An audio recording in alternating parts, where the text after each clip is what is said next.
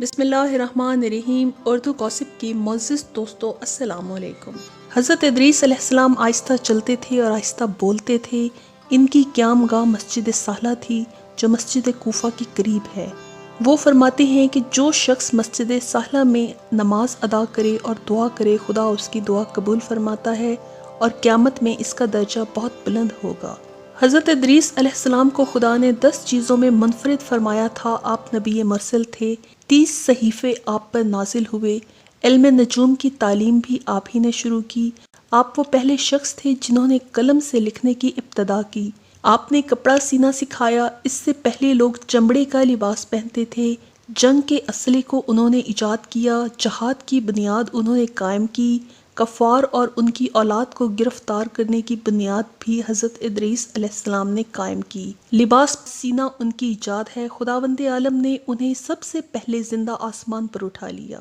مورخین کا بیان ہے کہ انہوں نے دنیا میں 100 شہر آباد کیے۔ حضرت ادریس علیہ السلام مسجد سہلہ میں بیٹھ کر خطاطی کا کام کیا کرتے تھے اور وہیں پر رہتے تھے۔ اولاد قابیل جو کہ حد شمار سے باہر ہو گئی تھی اور وہ پہلے ہی سے آتش پرست تھے اور پھر بت پرست بن چکی تھی، انہی سے اولاد شیس کے کچھ افراد نے میل جول کر لیا اور وہ بھی انہی حرکتوں میں لگ گئے، یہاں تک کہ آتش پرستی، محبت پرستی، زناکاری اور ماں بہنوں کا عام استعمال رواج پا گیا۔ شیطان جو اپنے کہنے کے مطابق پوری توجہ سے اولاد آدم کو بہکانے میں لگا ہوا تھا، اس نے پورا زور لگا کر لاکھوں کی تعداد میں اولاد آدم کو گمراہ کر دیا۔ شیطان نے انہیں انگور سے شراب بنانے کی ترکیب بتائی اور شراب خوری زور پکڑ گئی۔ 100 سال کے اندر اندر ایسا ہو گیا کہ سب ہی شراب خور اور زناکار ہو گئے۔ تو خداوند عالم نے حضرت ادریس علیہ السلام کو ان کی ہدایت کے لیے مابعوث برسالت فرمایا۔ حضرت امام محمد باقر علیہ السلام کا ارشاد ہے کہ حضرت ادریس کے عہد میں ایک نہایت جابر اور ظالم بادشاہ رہتا تھا۔ وہ ایک بار سیر کرتے کرتے ایسے مقام پر پہنچا جس مقام کا بادشاہ ایک مومن تھا۔ جابر بادشاہ نے اس کی سرزمین سے گزرتے ہوئے ایک یوم کے لیے قیام کیا۔ دوران قیام اس مقام کی سرسبزی اور شادابی کی وجہ سے اس نے یہ رائے قائم کی کہ زمین کو حاصل کر کے یہاں قیام کروں گا اور اس کو اپنی طویل و عریض حکومت کا حصہ بناؤں گا۔ اس مرکز کے لیے اس نے اپنے ارکان دولت کو جمع کیا اور ان سے دریافت کیا کہ یہ مقام کس کا ہے۔ ان لوگوں نے دریافت کر کے بتایا کہ یہ مقام ایک مومن شخص کا ہے۔ بادشاہ نے حکم دیا کہ اسے بلایا جائے۔ جب وہ حاضر کیا گیا تو جابر بادشاہ نے اس سے کہا کہ میں تیرے ملک و مقام کو چاہتا ہوں، کیا تو مجھے دے سکتا ہے؟ اس نے کہا میں اسے دینے سے مجبور ہوں کیونکہ میرے بال بچوں کا گزارا اسی علاقے سے ہوتا ہے۔ میں اپنی زندگی کے ایام نہایت سکون کے ساتھ یہاں گزار رہا ہوں۔ بادشاہ جب اس زمین کے حاصل کرنے سے عاجز رہا تو اس نے بہت زیادہ غصہ کیا لیکن وہ کچھ نہ کر سکا۔ اس غصے کی حالت میں داخل خانہ ہوا تو اس کی عورت نے پوچھا کہ آج آپ کے چہرے سے غم و غصے کے آثار ظاہر ہو رہے ہیں، آخر کیا بات ہے؟ اس نے کہا میں اس زیر زمین کو حاصل کرنا چاہتا تھا لیکن یہاں کا والی نہ میرے حق میں اس سے دستبردار ہوتا ہے اور نہ اسے فروخت کرتا ہے، اور یہ جگہ ایسی ہے کہ میں اسے حاصل کرنے کے لیے بے چین ہوں۔ یہ سن کر اس کی بیوی جو کہ اس کی مشیر خاص تھی اور جسے وہ بے حد چاہتا تھا، اس نے کہا کہ آپ گھبرائیں نہیں، میں اس زمین کو حاصل کرنے کا راستہ بتائے دیتی ہوں، اور وہ یہ ہے کہ اس جگہ کے مالک کو قتل کرا دیجئے۔ بادشاہ نے کہا قتل کرنے کا کوئی بہانہ بھی تو ہونا چاہیے۔ اس عورت نے کہا بہانہ میں بنائے دیتی ہوں۔ یہ کہہ کر اس نے اپنی قوم و قبیلے کے 40 آدمی بلوائے اور ان سے کہا کہ بادشاہ کے پاس جا کر کہو کہ فلاں شخص جو یہاں رہتا ہے، جس کی یہ زمین ہے، وہ آپ کے دین کے خلاف ہے اور آپ کے مذہب اور عقیدے کی برابر مذمت کرتا رہتا ہے۔ وہ لوگ اس کے کہنے کے مطابق بادشاہ کے پاس گئے اور اس سے یہی کچھ کہا۔ بادشاہ بھی خاموش ہی تھا کہ اس کی عورت نے کہا کہ بس ایسے شخص کو زندہ نہیں رہنا چاہیے جو ہمارے مذہب کے خلاف ہے اور اس کی مذمت کرتا ہے۔ بادشاہ نے بیوی کے مشورے اور کہنے سے اس مومن کو قتل کروا دیا۔ یہ حال دیکھ کر پروردگار عالم کو جوش آیا اور اس خالق قہار نے نبی وقت حضرت ادریس علیہ السلام کو حکم دیا کہ تم جا کر اس ظالم اور جابر بادشاہ سے کہہ دو کہ تو نے چونکہ عظیم گناہ کیا ہے لہٰذا میں تیری سلطنت کو برباد کر دوں گا، تیری جبر و انانیت کو ختم کر دوں گا۔ تو نے ہمارے علم سے ناجائز فائدہ اٹھا کر ظلم و جور کو فروغ دے رکھا ہے۔ تو نے اس غریب کو قتل کر کے اس کے اہل و عیال کی زندگی خراب کر دی ہے، یاد رکھ میں عنقریب ایسا کر دوں گا کہ تیری مشیر عورت کا گوشت کتے کھائیں گے۔ جناب ادریس نے حکم باری پانے کے بعد اس جابر بادشاہ کے دربار میں جا کر ارشاد باری پہنچا دیا۔ حضرت ادریس علیہ السلام جس وقت وہاں پہنچے وہ دربار لگائے بیٹھا تھا اور اس کے حوالی موالی اور ارکان دولت اسے گھیرے ہوئے تھے۔ حضرت ادریس علیہ السلام نے جو ہی اللہ کا پیغام پہنچایا، بادشاہ نے غصے میں آ کر کہا، اے ادریس، خیر اسی میں ہے کہ تم میرے دربار سے نکل جاؤ ورنہ میں تمہیں قتل کرا دوں گا۔ حضرت ادریس علیہ السلام تبلیغ رسالت کا کام فرما کر پیغام خداوندی پہنچا کر واپس چلے آئے۔ ان کے واپس آنے کے بعد اس بادشاہ نے اپنی بیوی سے پوچھا کہ اب مجھے کیا کرنا چاہیے؟ بیوی نے کہا کہ آپ گھبرائیں نہیں، میں ابھی ادریس کو قتل کرائے دیتی ہوں، انہی کے ساتھ ان کی رسالت بھی قتل و ختم ہو جائے گی۔ حضرت ادریس علیہ السلام نے دربار سے واپس آنے کے بعد اپنے خالص مومنوں سے واقعہ بیان کیا۔ ان لوگوں نے کہا کہ آپ کی جان کو خطرہ ہے، آپ اس مقام سے کسی اور جگہ چلے جائیں۔ حضرت ادریس علیہ السلام کے جاتے ہی 40 آدمیوں پر مشتمل بادشاہ کا گروہ ان کی تلاش میں اس جگہ پہنچا جس جگہ آپ بیٹھا کرتے تھے۔ جب ان لوگوں نے جناب ادریس علیہ السلام کو اس مقام پر نہ پایا تو واپس چلے گئے۔ حضرت ادریس علیہ السلام جو اپنے چند اصحاب اور مومنین سمیت ترک مکانی کر کے یہاں سے جا چکے تھے، جب دوسرے ملک پہنچے تو انہوں نے صبح کے وقت بارگاہ خداوندی میں مناجات کی اور عرض کیا، اے میرے پالنے والے، میں نے تیرا حکم اس ظالم بادشاہ تک پہنچا دیا، اس نے جو طرز عمل اختیار کیا تو اس سے واقف ہے۔ ارشاد باری تعالیٰ ہوا کہ تم اس کے ملک سے باہر ہو اور اس کا معاملہ مجھ سے متعلق رہنے دو۔ میں اپنی عزت اور جلال کی قسم کھا کر کہتا ہوں کہ اس کے ساتھ وہ کچھ کروں گا جس کا وہ مستحق ہے۔ یہ سن کر حضرت ادریس علیہ السلام نے عرض کی، میرے پالنے والے، میں ایک حاجت رکھتا ہوں۔ خدا نے فرمایا، کہو وہ کیا ہے، تم جو کہو گے میں کروں گا۔ انہوں نے عرض کی، میں یہ گزارش کرتا ہوں جب تک میں خود دعا نہ کروں اس قریے پر بارش نہ ہو۔ ارشاد ہوا، ایسا ہی ہوگا، مگر اے ادریس اس طرح سب بھوک پیاس سے مرنے لگیں گے۔ حضرت ادریس نے عرض کیا، مالک، اس کے بغیر یہ لوگ ٹھیک نہیں ہو سکتے۔ الرز بارش بند ہو گئی اور 20 سال تک پانی آسمان سے نہ برسا۔ حضرت ادریس علیہ السلام نے اعلان کیا کہ اب 20 سال تک بارش نہیں ہوگی جب تک میں خود دعا نہ کروں۔ یہ کہہ کر ایک پہاڑ کے دامن میں چھپے رہے اور وہاں عبادت کرتے رہے، دن کو روزہ رکھتے اور رات کو افطار کرتے۔ اللہ نے ان کے لیے ایک فرشتے کو مقرر کر دیا تھا، وہ رات کو کھانا اور پانی پہنچا دیا کرتا۔ پانی بند ہونے کی وجہ سے ملک کی یہ حالت ہو گئی اور یہ عالم ہو گیا کہ لوگ ایک دوسرے کو کھانے کی فکر کرنے لگے۔ پھر یہ نوبت پہنچی کہ بادشاہ ظالم قتل کر دیا گیا اور اس کی بیوی موت کے کھاٹ اس طرح اتر گئی کہ کتے اس کا گوشت کھاتے رہے۔ اس عظیم قحط کی مدت 20 سال ہو گئی تو لوگوں نے جمع ہو کر آپس میں یہ فیصلہ کیا کہ جس خدا نے ادریس کے کہنے سے بارش بند کی ہے، ہمیں چاہیے کہ اس کی طرف رجوع کریں۔ چنانچہ ان لوگوں نے پھٹے پرانے کپڑے پہنے، سروں پر خاک ڈالی اور توبہ اور استغفار کر کے بارش کی دعا کی۔ ان کی دعا کے بعد خداوند عالم نے جناب ادریس سے فرمایا، اے ادریس، وہ بھی میرے بندے ہیں، اب انہوں نے توبہ اور استغفار کیا ہے اور میں نے ان کی خطا کو معاف کر دیا ہے۔ اب بہتر ہے تم مجھ سے دعا کرو اور میں پانی برسا دوں۔ یہ تم سے اس لیے کہتا ہوں کہ میں نے تم سے وعدہ کیا ہے کہ جب تک تم دعا نہیں کرو گے بارش نہیں ہوگی۔ حضرت ادریس علیہ السلام نے عرض کیا، پروردگارہ، میری اب بھی یہی درخواست ہے کہ ابھی بارش نہ ہو۔ خداوند عالم چونکہ اپنے نبی سے وعدہ کر چکا تھا، اس لیے اللہ تعالیٰ نے ان کی بات پھر مان لی، لیکن ساتھ ہی ساتھ اس فرشتے کو جو حضرت ادریس علیہ السلام کے پاس کھانا لے کر جاتا تھا حکم دیا کہ اب کھانا نہ لے جاؤ۔ جب 3 روز مسلسل حضرت ادریس بھوکے رہے تو بارگاہ الہی میں عرض کی، مالک، میری روزی کیوں بند کر دی؟ ارشاد ہوا کہ اے ادریس، تم 3 دن نہ گزار سکے اور میری مخلوق 20 سال سے عاجز اور پریشان ہے اور تم کو احساس نہیں ہوتا، لہٰذا اب تم اپنی روزی کے اسباب خود پیدا کرو۔ چنانچہ حضرت ادریس علیہ السلام طلب معاش کے لیے نکلے اور چلتے چلتے ایک گاؤں میں پہنچے۔ وہاں ایک مکان سے دھواں اٹھتا ہوا دکھائی دیا، آپ اس میں داخل ہوئے۔ ایک بوڑھی عورت چولہے کے پاس بیٹھی روٹیاں بنا رہی تھی تو جناب ادریس نے اس سے کہا کہ اے خدا کی بندی، میں بہت بھوکا ہوں، مجھے ایک روٹی کا ٹکڑا دے دے۔ تو اس نے کہا کہ پیغمبر ادریس نے اس قوم کے لیے بد دعا کی ہے اور مدت سے شدید قحط پڑا ہوا ہے، وہ خود کہیں چھپ گئے ہیں، ہمیں نہیں معلوم کہ وہ کب دعا کریں گے اور بارش ہوگی، ساری قوم انہیں تلاش کر رہی ہے لیکن وہ نہیں مل رہے۔ ایسی صورت میں مشکل سے 2 ٹکڑے روٹی کے میں نے حاصل کیے ہیں، میں تمہیں یہ نہیں دوں گی، ایک میرا ہے اور ایک میرے بیٹے کا ہے۔ جناب ادریس علیہ السلام نے فرمایا کہ میرے پاؤں میں کھڑے ہونے کی طاقت نہیں ہے، خدا کے لیے مجھ پر رحم کرو۔ اس عورت کا دل موم ہوا تو اس نے اپنے بیٹے کے حصے میں سے آدھا ان کو دے دیا۔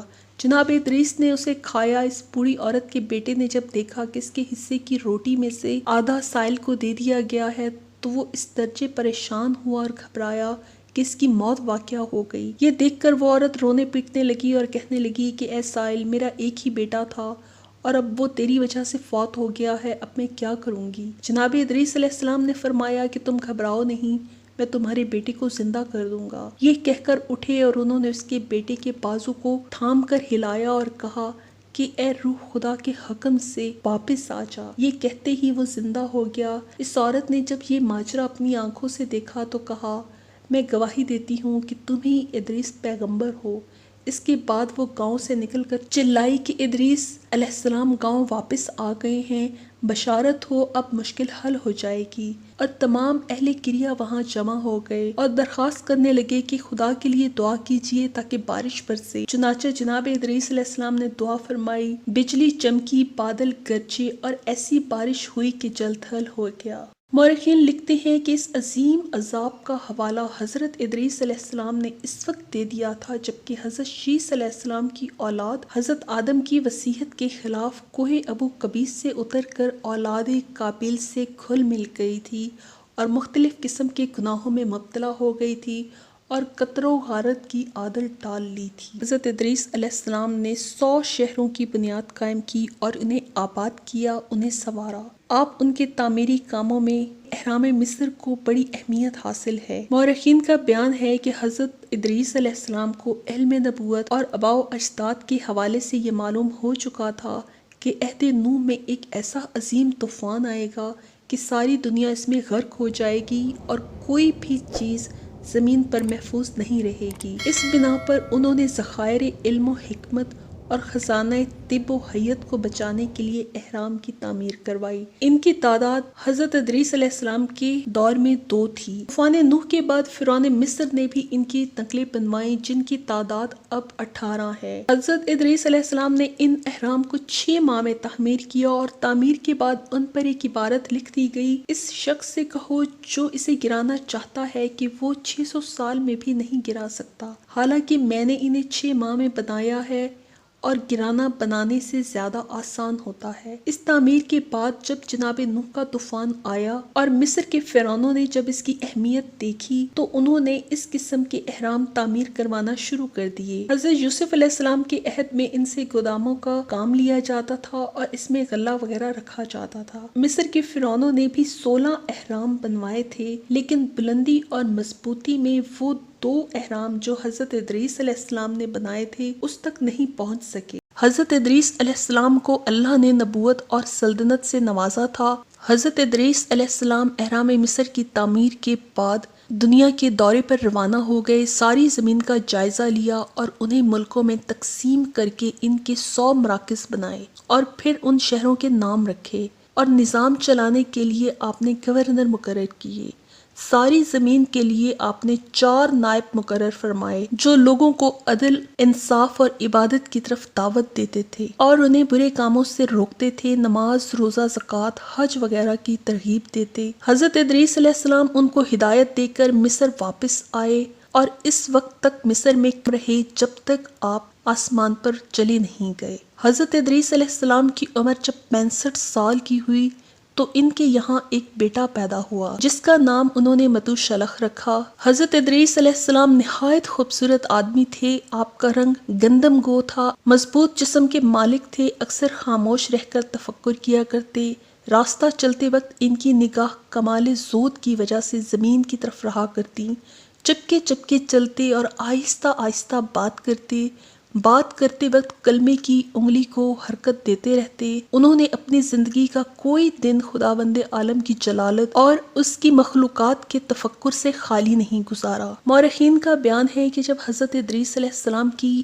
کافی عمر گزر چکی اور ان کے آسمان پر جانے کا وقت قریب ہوا تو انہوں نے اپنے فرزند متشلح کو بحکم خدا اپنا وصی بنایا اور ان کو ہدایت کی کہ خلوص کے ساتھ عبادت کی طرف توجہ کرنا، سچائی اور یقین کا دامن کبھی نہ چھوڑنا۔ حضرت ادریس علیہ السلام کی عبادت اس درجے کی ہو گئی تھی کہ تمام ملائکہ حیران اور بہت سے ملائکہ ان کی زیارت اور ملاقات کو آسمان سے آنے لگے تھے۔ ایک روایت میں ہے کہ یہی کثرت عبادت ان کے آسمان پر جانے کا سبب قرار پائی۔ خداوند عالم نے ایک فرشتے کو کسی وجہ سے مغضوب کر دیا تھا اور اس کے بالوں پر جلا کر اسے زمین پر ڈال دیا تھا۔ جب وہ یہاں پہنچا تو اس نے حضرت ادریس علیہ السلام سے درخواست کی کہ میری بخشش کے لیے دعا فرما دے۔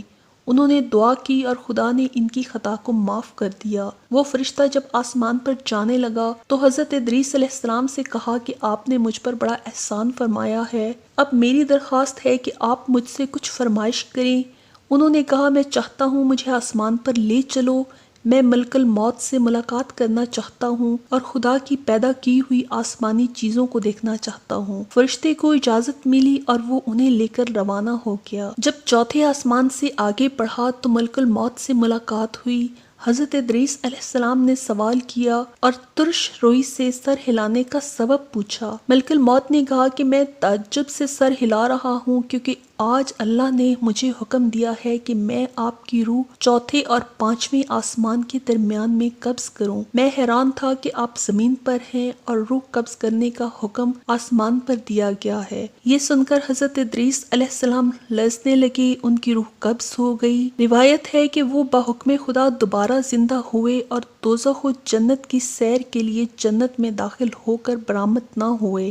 خدا نے فرشتوں کو حکم دیا کہ اسے یہیں رہنے دو، چنانچہ وہ جنت میں ہی ہیں۔ ایک کتاب میں لکھا ہے کہ وہ وہاں پر زندہ ہیں، کبھی چوتھے آسمان پر عبادت کرتے ہیں اور کبھی جنت کی نعمات سے بہرہ ہوتے ہیں۔ کہتے ہیں کہ جس دن حضرت ادریس علیہ السلام کو آسمان پر لے جایا گیا وہ دن اتوار کا تھا۔ حضرت ادریس علیہ السلام کے آسمان پر جانے کے بعد ان کا ایک جگری دوست جو بہت ہی زیادہ غمگین ہوا، شیطان نے جب اسے بہت زیادہ پریشان پایا تو پوچھا کہ تم کس وجہ سے سخت رنجیدہ ہو؟ اس نے کہا کہ ادریس علیہ السلام کے چلے جانے کا غم ہے۔ شیطان جو انسان کی صورت میں تھا کہنے لگا میں تمہارا ایسا بندوبست کر دیتا ہوں کہ تمہیں سکون رہے۔ اس نے پوچھا کہ وہ کیا ہے تو شیطان نے فوراً جناب ادریس علیہ السلام کی شکل کا ایک بت بنا دیا اور کہا کہ اسے اپنے گھر میں چھپا کر رکھ لو، جب دل زیادہ گھبرائے تو اس سے تسلی حاصل کرو۔ انہوں نے منظور کر لیا۔ جب حضرت ادریس کے اس دوست کا انتقال ہو گیا تو شیطان نے لوگوں کے سامنے چھپے ہوئے بت کو ظاہر کیا اور سب سے کہا کہ ادریس خود اور ان کا یہ دوست دونوں بت کی پوجا کیا کرتے تھے، اس سبب سے ان لوگوں کی دعائیں قبول ہوتی تھیں۔ اگر تم لوگ بھی ایسا ہی کرو گے تو بہت اچھے رہو گے۔ شیطان جو انسان کی صورت میں تھا اور ایک مقدس شکل ظاہر کیے ہوئے تھا، اس کے کہنے میں وہ لوگ آ گئے اور سب نے حضرت ادریس علیہ السلام کا بت بنا کر اپنے اپنے گھروں میں نصب کر لیا۔ اس طرح بت پرستی کو مزید فروغ حاصل ہو گیا۔ حضرت ادریس علیہ السلام کے آسمان پر پہنچتے ہی ملائکہ میں چیمگوئیاں شروع ہو گئیں، آپس میں کہنے لگے کہ آدم کی طرح یہ بھی خطا کریں گے، ان کو ہمارے درمیان کیوں لایا گیا ہے؟ تو ارشاد باری تعالیٰ ہوا کہ اگر تم لوگوں کو بھی ان چیزوں سے بہرہ ور کر دیا جائے جن سے انسان دوچار ہے تو تم بھی وہی حرکت کرو گے جو انسان کرتے ہیں۔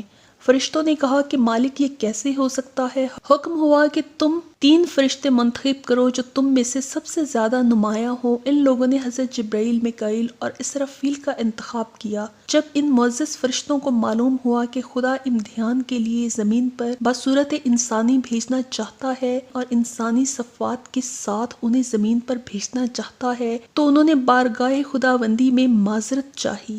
اللہ تعالیٰ نے اسے قبول فرمایا۔ پھر فرشتوں نے دوسرے فرشتے منتخب کیے، پھر فرشتوں نے 2 دوسرے فرشتے منتخب کیے۔ خداوند عالم نے انہیں زمین پر بھیج دیا اور ہدایت کی کہ گناہ نہ کرنا، خصوصاً زنا، قتل اور شراب نوشی سے اجتناب کرنا۔ ان فرشتوں نے زمین پر پہنچ کر حکومت سنبھال لی اور انسانوں کے ساتھ رہنے لگے۔ ان میں سے ایک نے سازگار حالات دیکھ کر خدا سے واپسی کی درخواست کی اور وہ واپس چلا گیا، لیکن 2 فرشتے جن کے القاب ہاروت اور ماروت تھے وہیں پر رہے۔ وہ لوگ مزے سے کام کر رہے تھے۔ ایک دن ایک خوبصورت عورت ان کی نظروں سے گزری، دونوں اس پر عاشق ہو گئے۔ دونوں نے الگ الگ اس سے ملنے کے لیے وقت مانگا تو اس نے ان دونوں کو وقت دے دیا۔ وہ دونوں پہنچ گئے اور رات اس کے گھر گزارنے کا فیصلہ کیا، پہلے بت پرستی اور شراب نوشی۔ اس عورت نے یہ شرط لگائی، ان دونوں نے منظور کیا اور خوب شراب پی۔ اسی دوران ایک شخص نے ان دونوں کو ان کے پاس دیکھ لیا۔ اس عورت نے کہا کہ اسے قتل کر دو ورنہ یہ تمہیں رسوا کر دے گا۔ انہوں نے اسے قتل کر دیا اور تھوڑی دیر کے بعد اپنے کرتوت پر نادام ہوئے اور محو گریہ ہو گئے۔ خداوند عالم نے حضرت جبرائیل علیہ السلام کو بھیج کر عذاب آخرت اور عذاب دنیا میں سے ایک کو اختیار کرنے کو کہا۔ انہوں نے کہا کہ ہمیں عذاب دنیا منظور ہے اور وہ عذاب میں مبتلا کر دیے گئے۔ پھر اللہ نے سب فرشتوں کو آسمان پر شرمندہ پایا۔ چونکہ اس واقعے کو بہت سے مورخین اور علماء نے لکھا ہے اس لیے آپ کو سنا دیا گیا ہے، لیکن بہت سے علماء کے نزدیک یہ واقعہ صحیح نہیں ہے۔ حضرت ادریس کے بیٹے متشلح کی عمر جب 960 برس کے قریب ہوئی تو انہوں نے اپنا جانشین لمک کو بنایا۔ مورخین کا بیان ہے کہ جناب متشلح کی وفات کے بعد لمک ان کے قائم مقام ہوئے اور پوری توجہ سے تبلیغ کرتے رہے، یہاں تک کہ ان کی عمر 186 سال ہو گئی۔ لمک کے زمانے میں ظلم اور جبر کثرت سے عام ہو گیا تھا۔ جن لوگوں نے قابیل کی لڑکیوں سے رابطہ کر لیا تھا ان سے غلط قسم کے لوگوں کی پیدائش بکثرت ہو گئی تھی۔ حضرت لمک ہمہ وقت ان لوگوں کی تبلیغ میں لگے رہتے اور چاہتے تھے کہ ان لوگوں کو راہ راست پر لے آئیں، لیکن کامیابی حاصل نہ کر سکے۔ جناب لمک علیہ السلام کی عمر 977 سال کے قریب ہوئی تو انہوں نے محسوس کر لیا کہ اب ملک الموت آنے ہی والے ہیں۔ انہوں نے حضرت نوح اور دیگر عزیز و اقارب کو جمع کر کے وصیتیں کی اور فرمایا کہ جب میں مر جاؤں گا تو مجھے حضرت آدم علیہ السلام کے قریب دفن کر دینا، اور طوفان جس کے آنے کی مجھے اطلاع ہے اس موقع پر حضرت آدم کے جسم مبارک کو کشتی میں اپنے ہمراہ رکھ لینا، اور کشتی میں 80 آدمیوں کو اپنے ہمراہ سوار کرنا جنہوں نے اپنے آباء و اجداد کے مطابق ابھی تک پہاڑ ابو قبیس میں سکونت اختیار کی ہوئی ہے، اور اس بات کا خاص خیال رکھنا کہ کشتی میں اپنی عورتوں کے پاس نہ جانا اور نہ ان کے ساتھ مل کر کھانا کھانا۔ وصیت کے بعد جناب لمک رونے لگے اور وہ وقت آ گیا کہ ملک الموت نے دستک دی۔ دوستوں، امید ہے یہ ویڈیو نہ صرف آپ کو پسند آئی ہوگی بلکہ آپ کے علم میں اضافے کا باعث بنی ہوگی۔ اگلی ویڈیو تک کے لیے اجازت دیجیے، تب تک آپ کا، ہمارا، ہم سب کا اللہ نگہبان۔ خدا حافظ۔